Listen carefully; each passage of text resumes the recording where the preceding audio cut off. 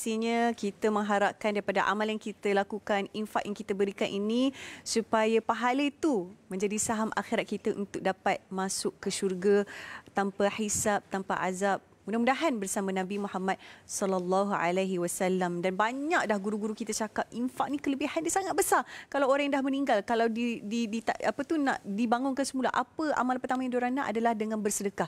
Jadi sebab itu kita nak menjemput guru kita untuk nak mendalami lebih mendalam lagi tentang kelebihan infak dan bagaimana kita nak membantu MTS FAS ni. Bersama dengan kita iaitu Al-Fadhil Ustaz Ilyas Ismail, merupakan penasihat Mahat Tahfiz Sains Fatimah Az-Zahra. Assalamualaikum Ustaz. Warahmatullahi wabarakatuh. Ika sihat? Alhamdulillah sihat Ustaz. Ustaz sihat? Ya, alhamdulillah sihat, alhamdulillah. Alhamdulillah. Baik Ustaz, dengan keberkatan malam nisfu Syaban, rasanya ramai yang dah mula tak sabar-sabar nak ambil peluang sebab ini adalah penutup buku amalan kita kan, so mesti kita nak tutup dengan benda yang baik. Jadi mungkin Ustaz boleh tambahkan lagi semangat kami ni, kenapa kita kena berinfak khususnya bersama dengan MTS FAS. Baik, sekali lagi Assalamualaikum warahmatullahi wabarakatuh. Buat seluruh rakan-rakan TV Al-Hijrah yang didoakan kebaikan, kesejahteraan, kesihatan, keluasan rezeki buat semuanya sekali. Amin ya rabbal alamin. Syukur kepada Allah Subhanahu Wa Taala kita ditakdirkan untuk berada pada hari dan juga pada malam ini penuh kemuliaan, penuh keberkatan. Juga pada malam ini disebut sebagai Lailatul Mubarakah, malam penuh berkat. Ada juga yang menyebutkan Lailatul Aidul Malaikah, malam perayaan para malaikat pun ada juga yang menyebutkan.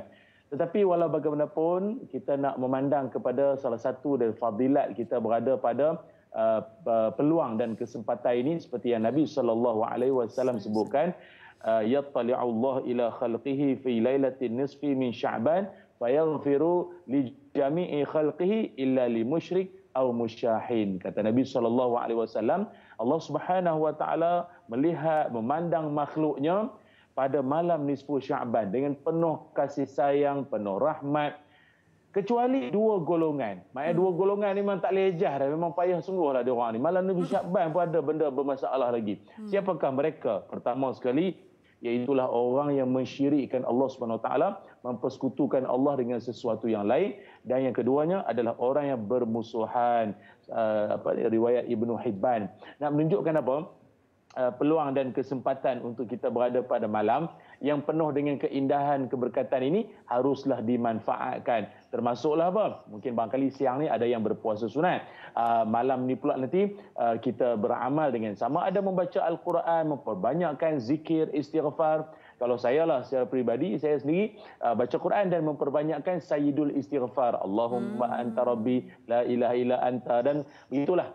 Masing-masing dia tidak ada amalan khususnya, apa-apa amalan sekalipun semuanya boleh mengundang rahmat Allah. Cuma satu daripada yang saya nak kongsikan adalah jom kita menyemarakkan semangat Sya'ban kita ini dengan berinfak, dengan kita bersedekah, dengan kita berkongsi rezeki kita ke jalan Allah Subhanahu Wa Taala, iaitu ke mana? Ke Mahat Tahfiz Sains Fatimah Az-Zahra.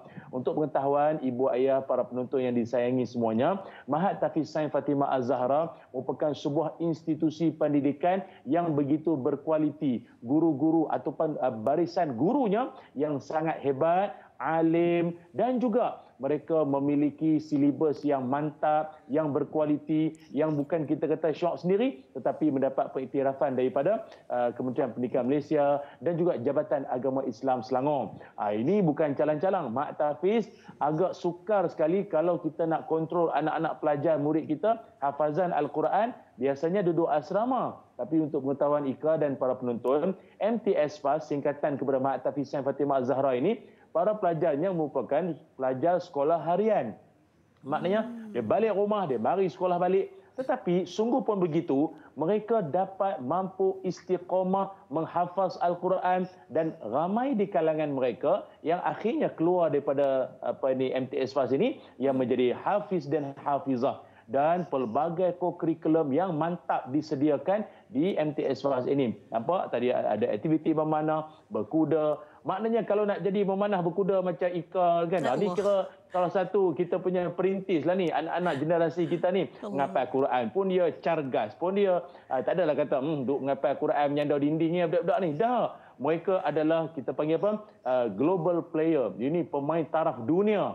Maknanya dari sudut akademik mereka, dari sudut kurikulum mereka begitu mantap. Dan dijayakan lagi atau dibuktikan lagi anak-anak pelajar MTS Fast ini mereka telah pun berjaya mendapat tempat dalam program peringkat negeri dan juga kebangsaan. Sebagai contoh, program Malaysia Make Robotic Competition and Tinkering Challenge peringkat kebangsaan. Buat robot.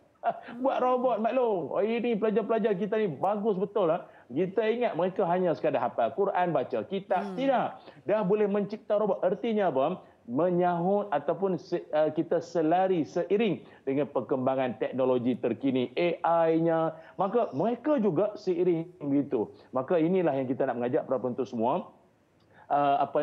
Kualiti yang ada pada pelajar MTS Fast ini kita tidak mahu dipersiakan. Kita nak mantapkan lagi sebab sedikit kekangan yang dialami oleh MTS Fast pada ketika ini adalah lot bangunan kedai yang sedang mereka beroperasi ketika ini agak terhad sebab pelajarnya ramai, kurang lebih dalam 350. Jadi suasana yang agak terhad ini sangatlah kita berhajat untuk sebuah tempat ataupun kawasan yang lebih luas nak dibangunkan sebuah kompleks yang lebih selesa, yang serba lengkap untuk masa depan anak-anak generasi Hufaz ini. Dan mungkin kalau dapat saya kongsikan para penonton gambaran bangunan yang bakal kita bangunkan kelak nanti ini, MTS Fast, yang sangat kita kata menepati ciri-ciri moden dan juga lengkap, selesa. Ini dapat anda saksikan, yang mana insya-Allah bangunan yang bakal kita bangunkan seperti yang ibu ayah dapat tonton pada waktu ini adalah sebuah bangunan yang mana ianya kos yang diperlukan itu agak besarlah. Maknanya kalau kata kita nak ianya serba lengkap semuanya, maka adalah kos yang perlu kita tanggung, iaitu kosnya 25 juta ringgit. Ini untuk fasa pertama 25 juta ringgit. Ada yang kata, cantiknya Ustaz, macam komplek membeli belah. Ini lagi cantik, ini baru depan mata. Ini baru dia punya plan. Maknanya bakal dibangunkan kelak nanti ini kurang lebih dalam 25 juta ringgit. Dan setakat ini alhamdulillah Hikayah, kita telah pun meraih 3.9 juta ringgit.